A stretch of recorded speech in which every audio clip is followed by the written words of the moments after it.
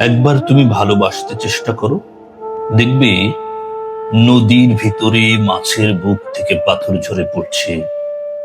পাথর, পাথর, পাথর, আর নদীর সমুদ্রের জল। নীল পাথর লাল হচ্ছে, লাল পাথর নীল। একবার তুমি ভালোবাসতে চেষ্টা করো। বুকের ভেতর কিছু পাথর থাকা ভালো, ধ্বনি দিলে প্রতিধ্বনি পাওয়া যায়।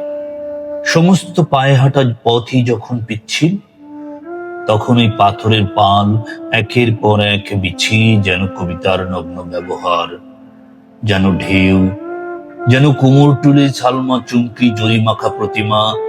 বহুদূর হেমন্তের পা সুটি নক্ষত্রের দরজা পর্যন্ত দেখে আসতে পারি।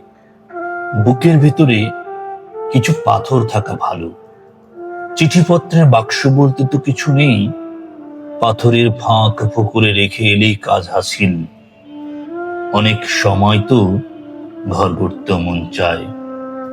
মাছের বুকের পাথর ক্রমেই আমাদের বুকে এসে জায়গা করে নিচ্ছে।